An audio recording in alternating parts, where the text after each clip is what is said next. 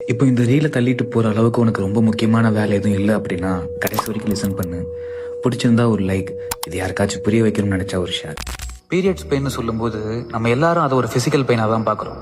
ஆனால் உண்மையை சொல்லப்போனால் அந்த பெயின் ஒரு பொண்ணோட மென்டல் ஹெல்த், எமோஷன்ஸ், மூட் எல்லாத்தையும் அஃபெக்ட் பண்ணுது. ஹார்மோனல் ரைஸ், கார்டிசோல், ப்ராஸ்டக்லாண்டின் இந்த மாதிரி அவங்களோட உடம்புல இருக்கிற பாகங்கள்ல உண்மையை சொல்லப்போனா ஒரு வாரே நடந்துட்டு இருக்கும். உனக்கு புரியுற மாதிரி சொல்லணும்னா ரத்தம் வர அளவுக்கு உனக்கு கத்தியை வச்சு முதுகுல 7 நாள் குத்திக்கிட்டு உயிர்லாம் போகாது.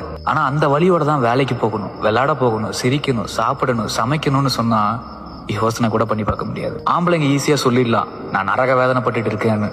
உண்மையிலேயே சொல்லணும்னா நரக வேதனைப்படுறது ஒரு பொண்ணு தான். நரகத்தோட கான்செப்ட் என்ன? நீ சாக மாட்ட, ஆனா ஆக்சுவலா உயிரோடு இருக்கிறப்போ எந்த அளவுக்கு எக்ஸ்ட்ரீம் பெயின் இருந்தா நீ செத்துருவியோ அந்த பெயினை சாகாம வாழ்நாள் முழுக்க அனுபவிப்போம். அதே மாதிரி மாறிலாம் இல்ல, அதே பெயினை தான் ஒரு பொண்ணும் இந்த சிச்சுவேஷன்ல எல்லா மாசமும் அனுபவிப்பாங்க. இந்த மாதிரி சிச்சுவேஷன்ல ஒரு பொண்ணு இருக்கிறப்போ அவங்களுக்கு கேர் ரொம்ப முக்கியம். மென்டலி அவங்க கோத்ரூ பண்ற விஷயத்த ஒரு ஆம்பளையால லைஃப்ல ஒரு நாள் கூட தாங்க முடியாது. இந்த அளவுக்கு நரக வேதனை படுற அதே பொண்ணு தான் வீட்டுல எல்லா வேலையும் பார்த்துட்டு எல்லாருக்கும் சமைச்சு போடுறாங்க. அதே வழியோட தான் அவங்க கூட உட்காந்து வேலை பார்த்துட்டு இருக்காங்க.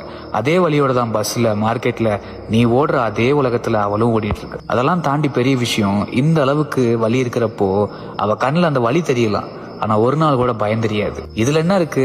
இது நேச்சர்.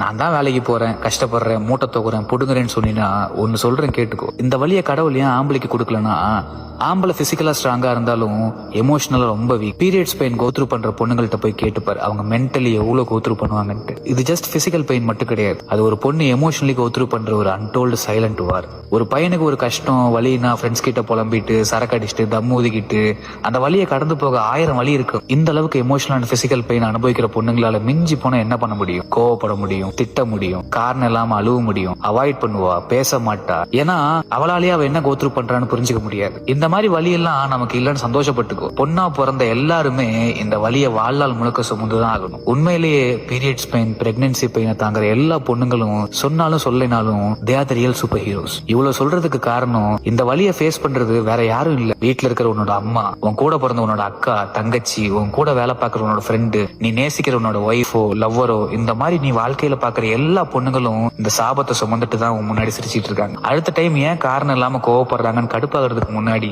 கொஞ்சம் யோசிச்சு பார்த்து இந்த மாதிரி சிச்சுவேஷன்ல தயவு செஞ்சு அவங்களை புரிஞ்சு அவங்கள முடிஞ்ச அளவுக்கு கேர் பண்ணிக்கும். ஏன்னா அவங்க இல்லைன்னா இன்னைக்கு நான் இங்க இல்லை.